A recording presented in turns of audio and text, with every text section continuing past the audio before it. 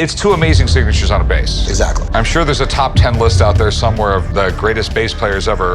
This isn't made for bald guys. How do I look? I can't even understand how someone would fight in this thing. It's heavy, it's dark. The episode kicks off not with guitars or dolls, but with cold hard cash history. A collector brings in an 1867 proof shield nickel, complete with raise design. Only 25 were ever minted, making it one of the holy grails of US numismatics. The seller wants $90,000, and Rick's eyes nearly pop out of his head. Rare coin fans know, this is big league stuff. Hey, how's it going? Hey man, got a coin I'd like to sell. Okay, an 1867 shield nickel. This is cool. Where in the world did you get this? Rick calls in coin expert Dave, who practically gushes over the nickel. He points out its exceptional toning and eye appeal. Dave explains that this with raise version is far rarer than the later without raise variety, making it the king of shield nickels. Auction prices hover between $63,000 and $80,000. Translation, serious money, but maybe not $90,000 serious.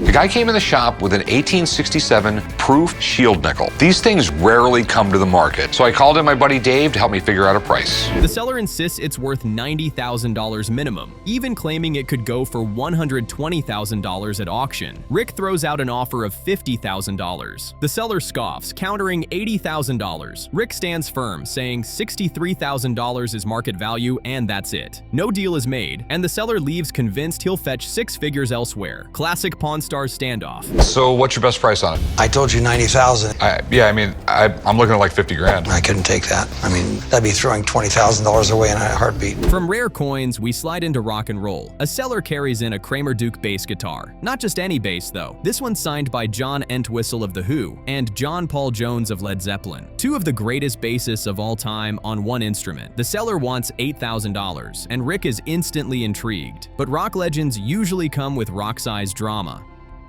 Hey, how's it going? How are you? What is this, a flute? Yeah.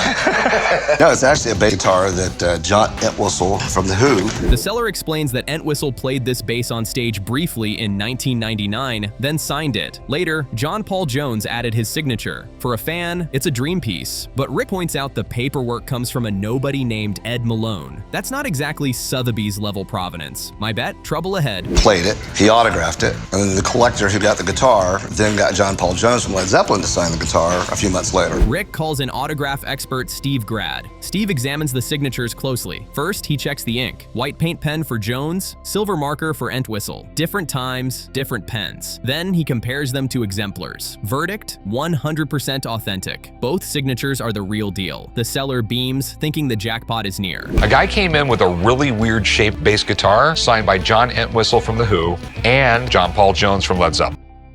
But Steve drops reality. Alone, the autographs are worth around $1,200. Nice, but nowhere near the seller's $8,000 dream. Rick nods knowingly. It's the whole package that matters, not just the ink. The seller's smile slips a little. Cue the dramatic background music. John on top of Entwistle. Right. It all flows together. He had a really beautiful autograph. So based on everything I see here, there's no doubt this is 100% authentic. Enter Jesse, Rick's guitar guru. Jesse explains the Kramer Duke is a funky 80s guitar once favored by names like Gene Simmons and Eddie Van Halen. Decent shape, but not inherently rare. His verdict? The bass with signatures is realistically worth about $4,000. The seller looks crushed. This was supposed to be Stairway to Heaven money. A guitar came to the shop today signed by two rock and roll legends, and I am absolutely nerding out on it. Steve came by, told me that the signatures are real. Rick opens negotiations at $2,500. The seller pushes back, hoping for at least $3,500. They finally settle at $3,000. Not quite $8,000, but still respectable. The seller leaves lighter by one legendary bass, while Rick feels confident he snagged a fair deal.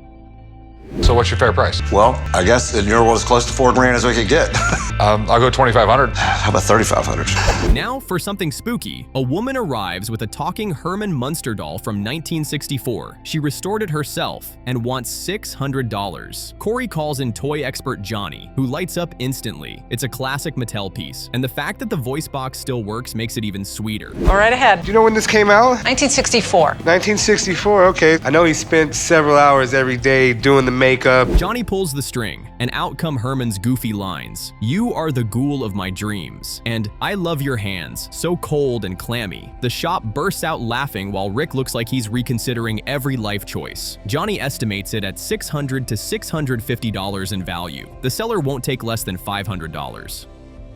Sell him. Okay, and how much are you looking to get? I'm looking to get $600 for him. Okay. $600 for a talking doll doesn't sound unreasonable, but... Corey haggles, starting at $450. The seller stands firm at $500, and Corey agrees. Deal done. $500 for a creepy doll that sweet-talks you? That's both disturbing and brilliant. The seller walks away happy, and Corey adds another quirky collectible to the shop's ever-growing list. Have a nice day. Thank you. The Herman Munster doll would appeal to many collectors, especially guys that grew up in the 60s, but this show was in syndication for decades, so... Back to the bass guitar saga. Rick reflects on the deal. Without a photo of Entwistle playing the bass, it's more cool collectible than museum treasure. Still, $3,000 for two rock legend signatures isn't bad. Rick knows he played it smart, even if the seller wanted way more. What do you got?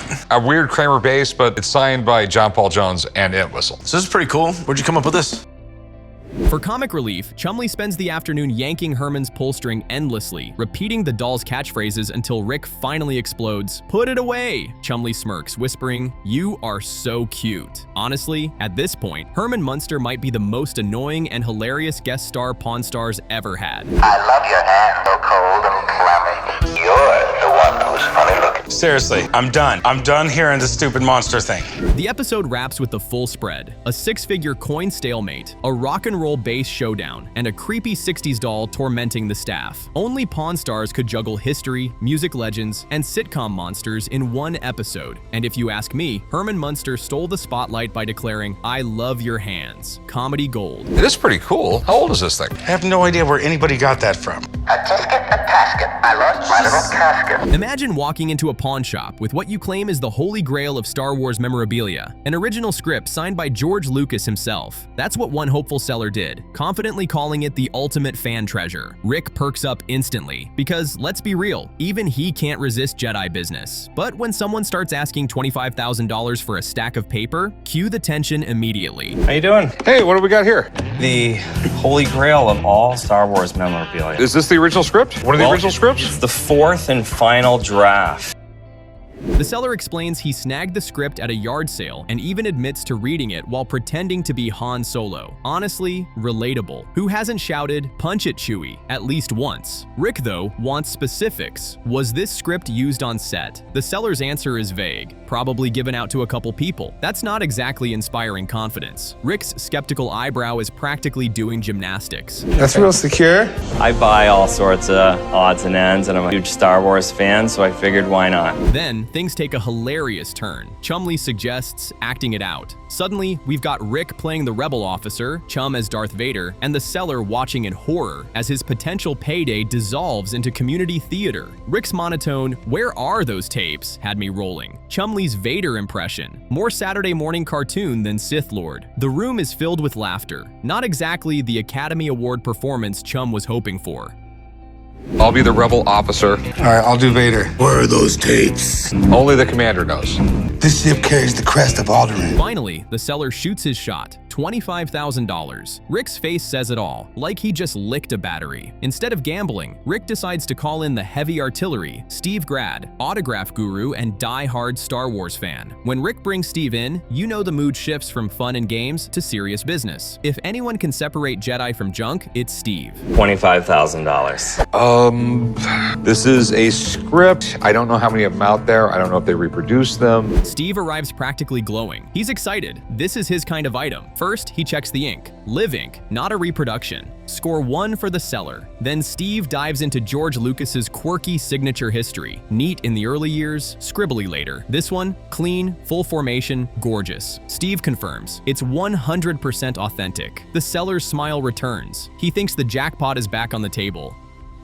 So I called in Steve to find out more. This is like the ultimate Steve Grad item. It's got George Lucas's signature on a Star Wars script. But here comes the gut punch. Steve says this isn't a shooting script. There are no studio stamps, no numbers, nothing to tie it directly to production. It's just a revised draft copy. Basically, the seller thought he had the Death Star. Turns out it's just a cardboard science project. You could feel the excitement drain from the room like a popped balloon. Yeah, no question about it. Beautiful, gorgeous signature of George Lucas. I mean, it's about as pristine and gorgeous as it gets. All right, so what's the deal with this script? Okay, that's the thing here. Now, Steve keeps it real. If this were Mark Hamill's personal copy, it'd fetch $30,000. But this draft, high-end value around $2,000. Brutal. The seller's expression flips from Han Solo swagger to Jar Jar Binks confusion. Rick thanks Steve, but the damage is done. The dream of 25 grand has evaporated like Alderaan.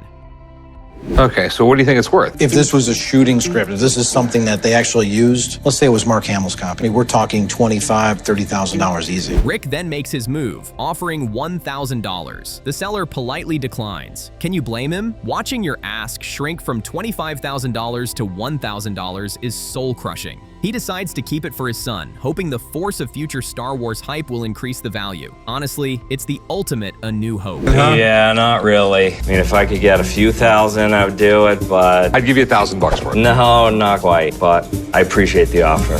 Switching gears, another seller walks in with a Tiffany & Company silver ice bucket. And yes, Tiffany's as in the same company that makes the Super Bowl trophy. Already fancy. The seller's dream? $8,000. Rick nearly falls over. It's a nice bucket, sure, but unless Tom Brady drank Gatorade from it, there's no way Rick's coughing up that much cash. It's really that little, huh? It's amazing what you can find at these yard sales. There's no attachment to antiques like there used to be in the past. Rick explains the harsh truth. Melt value alone is only around $700 in silver. He offers $1,000, maybe $1,500 max, citing the limited resale market. The seller wants closer to $6,000. Negotiations stall faster than the Cowboys in the playoffs. No deal. The seller leaves, muttering about auction houses. Honestly, it was the Super Bowl of ice bucket standoffs. And the quote that I got was $8,000 on the bucket. I mean, we have, what, $600-700 worth of sterling silver here. Back in the shop, Chumlee unveils his next big idea, a pawn shop museum. His pitch? Charge customers $5 to tour the back warehouse and look at random stuff they couldn't sell. Rick looks at him like he just suggested turning the store into a Jedi temple. Even Corey thinks it's dumb. Chum, though, is committed. Haters gonna hate, he shrugs. This man is fearless in his nonsense.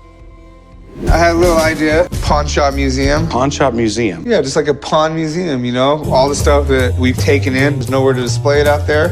The historical lane continues when a college student brings in a terracotta plaque of Benjamin Franklin. He calls it a coin. Rick nearly faints. The kid wants $10,000 to pay for textbooks and, let's be honest, a little beer money. Rick has no clue what it's worth, so he calls expert Dave to take a closer look. That is not a coin. This is a Benjamin Franklin terracotta plaque. These were really popular in France back in late 1700s. Dave confirms it's an authentic 18th century Franklin medallion, made in France by Jean-Baptiste Nini. Cool history, rare piece, but worth $1,500 to $2,000 at best. The seller looks crushed. 10 grand dreams reduced to college pizza money. Still, Rick offers $1,200. The kid haggles back and forth until they settle at $1,400. Not bad for something glued into a box for decades.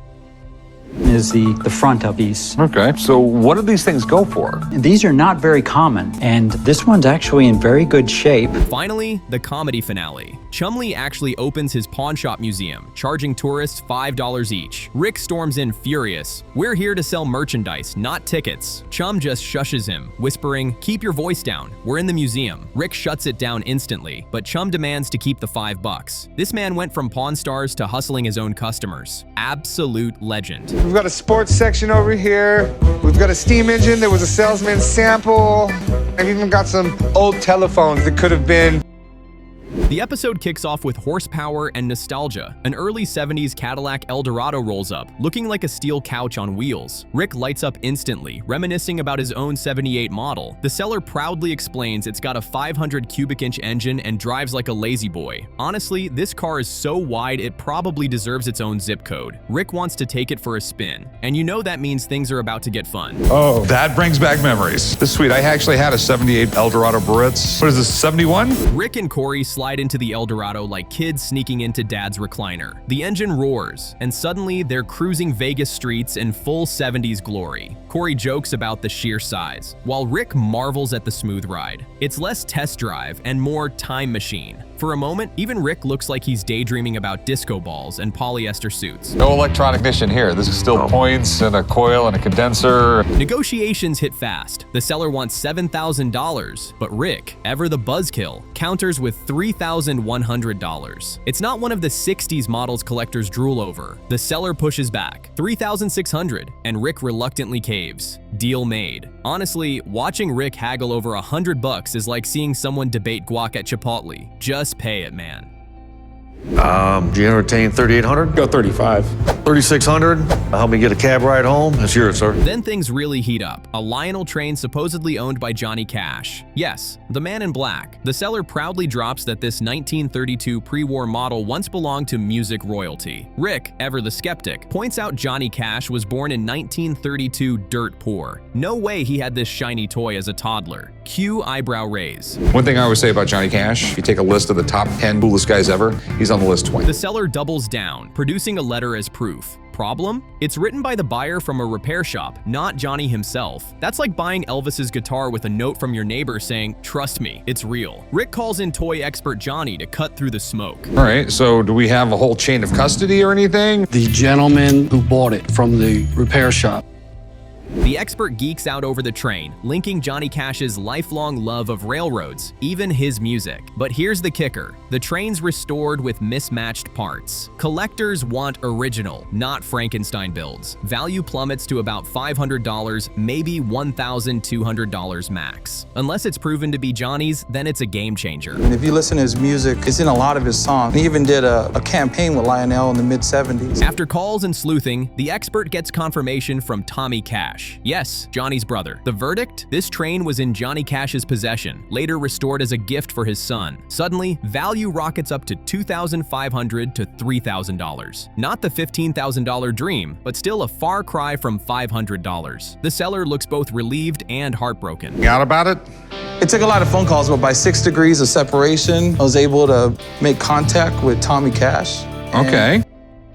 Rick does what Rick does best, lowball. He offers $1,500. The seller shoots back with $8,000, delusional optimism at its peak. Rick holds firm at $2,000, calling it final. The seller, realizing the man in black isn't covering tuition, takes the deal, watching Rick win another duel with a sad sigh. Classic Pawn Stars. $800. How about 8,000? It's not there. It's just not. You know, I mean, if this was one of Johnny Cash's guitar. Next up, an antique chicken incubator waddles in. The seller asks $550. Rick offers $75. That's not negotiation. That's robbery with paperwork. They dance a little, but the seller refuses to go below $200, and Rick won't go above $100. No deal. Honestly, who knew hatching eggs could spark so much drama?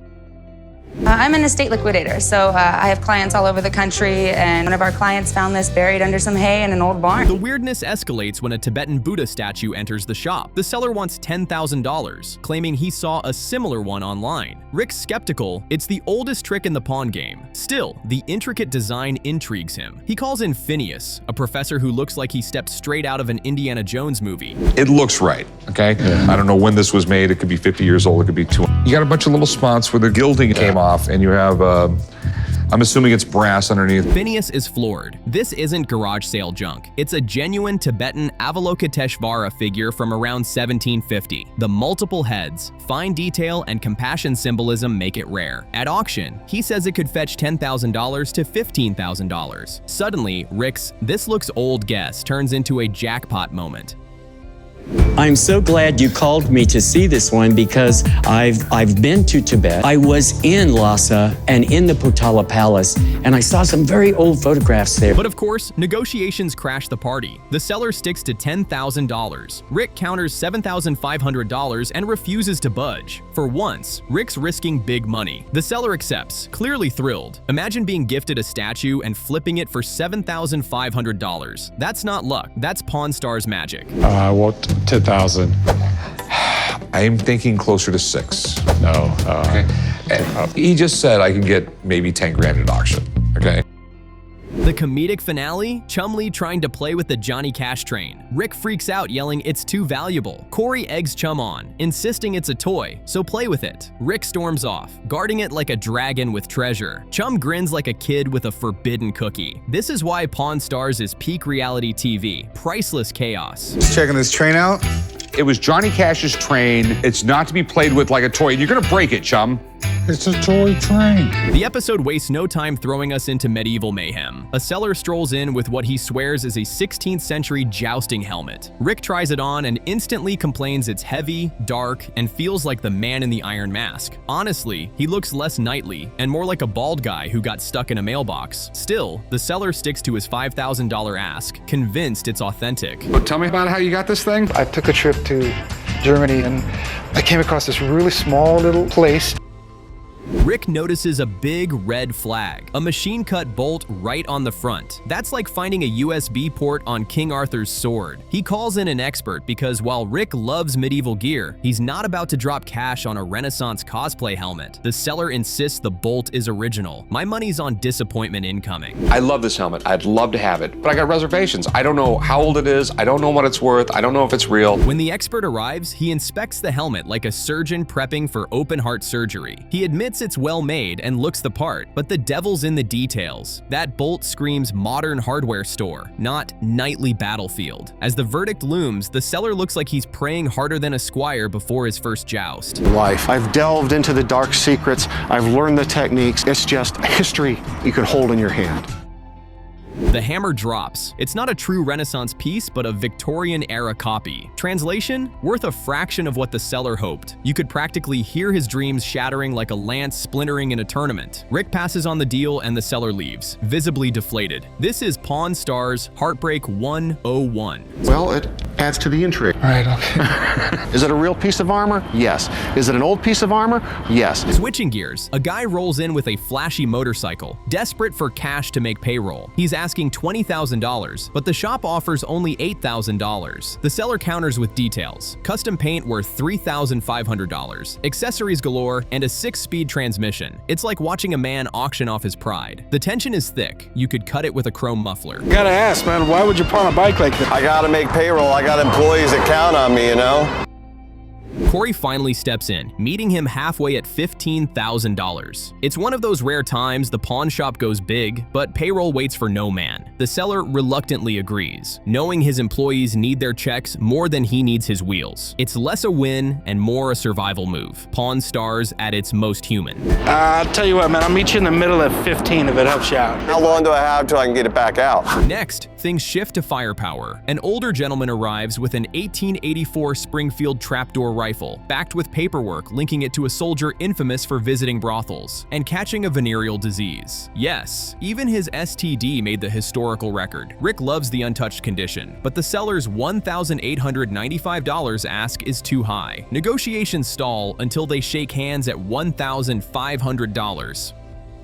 It was made for the U.S. Army. Problem was, the gun was already outdated by the time they came out with it. I mean, it had modern sights and everything. It just a single shot. That's the only thing. That was the bad thing about it. Rick won't close without a test. The crew heads to the range, and the instructor warns of a potential catastrophic malfunction. Translation: this thing might explode. Suddenly, Big Hoss is nominated to shoot first. He looks calm, but Chumlee's panicking like the gun's aimed at his candy stash. I need to know if this antique firearm works or not is because I need to determine how I'm going to sell it. Am I going to sell it for parts, or am I going to sell it as a whole rifle? Big Hoss pulls the trigger and boom, the rifle fires flawlessly. Rick exhales like he just dodged a cannonball. Chumlee, emboldened, takes his shot and promptly misses everything but the atmosphere. His chum luck strikes again. Still, the gun's value skyrockets because it actually works.